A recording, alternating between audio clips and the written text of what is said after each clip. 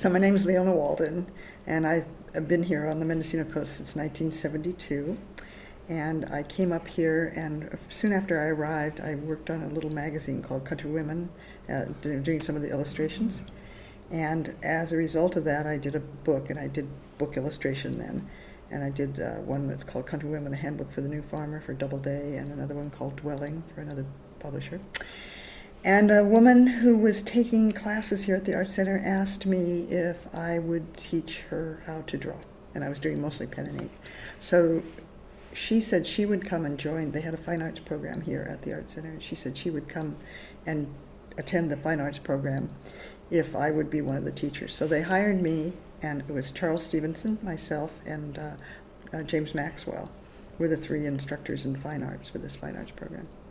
And so that's how I got started at the Art Center, and I taught it was just 2 years I taught with them, and I was also teaching figure drawing at the College of the Redwoods. And then the program sort of petered out a little bit, so then the next thing I did was I worked for the Art Center magazine, A&E magazine, and I did layout, and it was the old days when you had to paste everything down by hand and get everything set up with the typesetter and cut it apart, and so it was tedious. And was a little building that on the far side near the green room. We fenced off a section of it, walled off a section of it for the office. And then while I was there was an upheaval in the politics of the Art Center, which happens periodically. And the art director was let go, and so they promoted me to art director, so I worked as art director. And then after that, I actually did ad sales for it. So I had several aspects there. And then the Art Center got itself into some financial trouble. It took out a loan, ostensibly to upgrade the computer system or install a computer system. I'm not sure quite what year that was. It might have been 1991, something like that. And they borrowed extra to close in what's now the main gallery and a few other things, and then they couldn't pay the loan. So I stepped in and made a presentation to the board of directors and asked them if I could do this. And I said I thought I could pay off, it was $380,000. And I said I thought I could pay it off in 3 years. So I think they said yes, because the alternative was selling the property and no one else had stepped forward. And the president of the board, which was Alan Cohen, walked me out to my car and he says, so have you ever done fundraising before? And I said, no. And he said, what makes you think you can do it? And I said, well, I've started a lot of other things in the middle, and I've always succeeded, so I don't see why I can't succeed at this. And he says, that's good enough for me.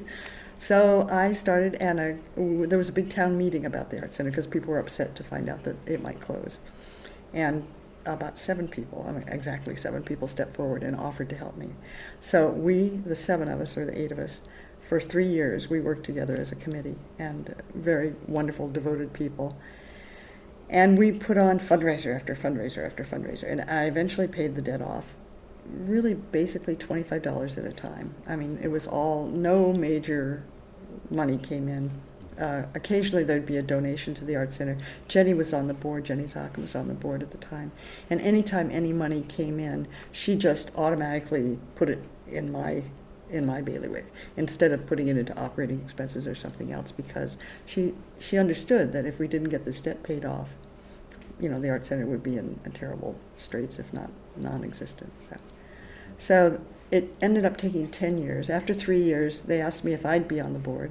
Up to then, I got a commission for what I did of 10%, and the first year it amounted to quite a bit because I raised $60,000, so I made $6,000. That was pretty good. And then it was a little bit less after that. And then after 3 years, they asked me to step on the board. So from then on, of course, there was no commission because board members can't make money off the Art Center. And that worked out all right. It worked out good for me, too. So I was on the board for 16 years. And I guess 3 years ago, is that about right, Lindsay, when you came? Just about when Lindsay came, I stepped off the board to take a break. The Art Center has improved remarkably. Lindsay Shield, our current executive director, is fabulous, and she's just done wonders. We had another really excellent executive director, Karen Kessler, and she was here for about 10 years. And she had the kind of vision that Lindsay has, and she did symposiums. She did one in I think in natural dyes, mushrooms and natural dyes, and she did a symposium, basket weaving symposium. And I think there was one in ceramics as well. I think she did 3 of them. International people came from that for those. And she was dynamic and quite remarkable. I had a friend up here, and they invited up to come up here. And I was just here for a day or two, and there was 1971. That was sort of the hippie era. So there was this huge gala going on where all these bands were playing and people were dancing out in the meadows. And then I went to Mexico and lived in Mexico for a few months. And the same friend invited me to come up and actually help start a commune. And I thought, well, it's pretty. I want to live in the country. I'll do it. So I did. I came in and bought it. I bought in on this commune, and we put together a commune. It was family-oriented. When I arrived, there were 2 adults, so the 2 of us made 4 adults and 7 children. My daughter was 3, and the others were boys from 7 to 13. It's on Middle Ridge Road in Albion, called Salmon Creek Farm. And we all built cabins, including the kids, and that's where I did the book illustration, that magazine that I mentioned earlier on. It was originated on Middle Ridge. And the book, Countrywomen, right? And I got my hands in carpentry and construction, and had to have a place to live, so I built a little cabin. And since then, I've done a number of projects, built homes and an office building. And I've been working here at the Art Center on the new Stussy studio building that we're trying to build. And I did the preliminary plans for that. So that's 3 apartments upstairs and a large studio, commercial kitchen, and restroom and laundry, I think, downstairs is what we have planned. So, last year I did a class in carved cement sculpture, and before that I did one in, let's see, what was that? What did I do? It must have been a drawing, basic drawing. And I've taught a little bit at the high school here. When I first came up here, there was sort of a big, people would come up and they'd go, oh, this is so great. I think I'll build a 4-story hotel on Main Street and tear down all these old buildings. And there were signs posted all over town, don't Carmelize Mendocino, And there was, a lot of push to keep it, small and historic. And actually I noticed maybe that's not hers, but her name now, I've lost it. Anyway, one of the artists up here decided she would see if she could get a designated historic town. And as a result of that, we've managed to keep the construction in line with what is here.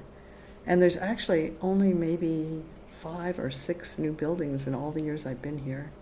But the older ones have been rehabilitated, painted, gardens planted. I mean, half of Main Street, not half, maybe a third of Main Street was empty when I came up here. It was pretty desolate.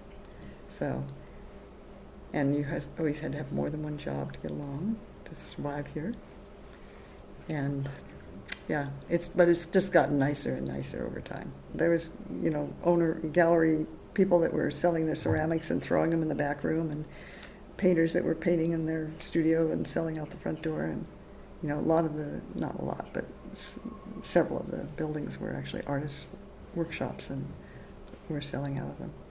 It was, but the thing about this area is wonderful people, talented, intelligent, creative. I have friends come up and go, oh, what do you do? It's so tiny, but there's so much going on here. Theater, music, art. I mean, it's hard to schedule something on a weekend and not have competition with 3 or 4 other things. So it's a great community.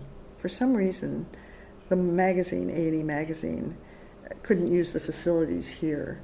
And so they moved into, Bill Zaka had the Bay Window Gallery on Main Street.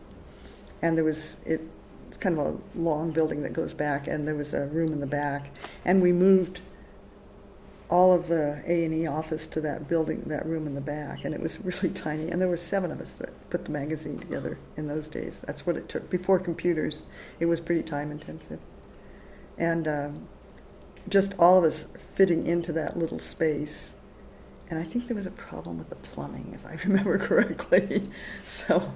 But fortunately it didn't stay there for very long. But Bill was so outgoing and charming and gracious and hospitable. Always invite people in for tea, and he had a Cocker Spaniel that went everywhere with him, and just really a outgoing, charismatic fellow. And Jenny was elegant and sweet and charming and just real kind of quiet, but also a very talented seamstress, actually, designer and seamstress. And she told me I was like her sister, and I always appreciated that. I loved her very much. She was quite a remarkable woman.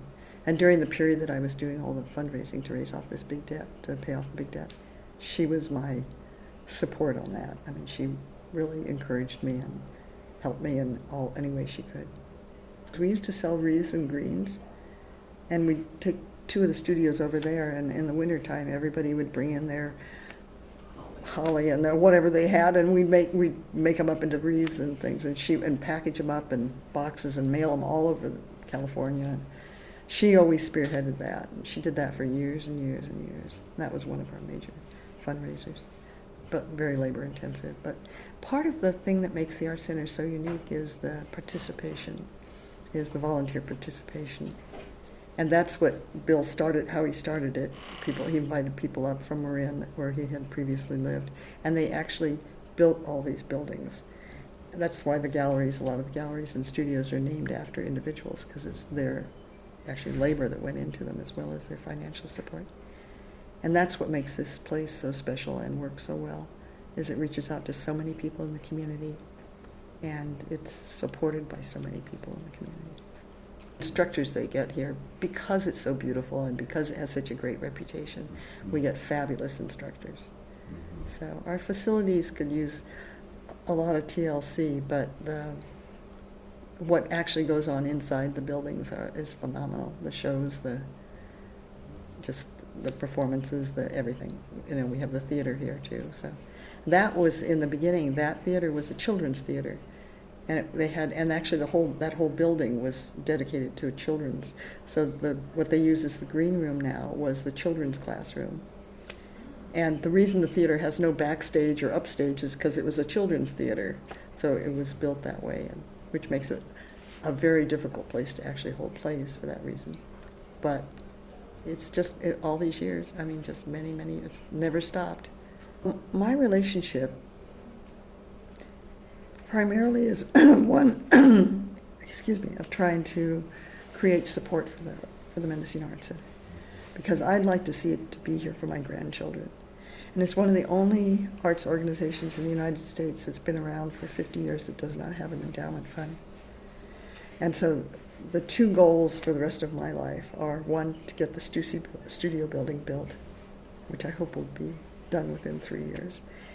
And I hope people will step forward and help us finance that. We still have to raise about $600,000. And the second one is to see that we have an endowment fund. So what I tell people is, help us out now with the things we need now, and then leave us something for the Art Center in your will.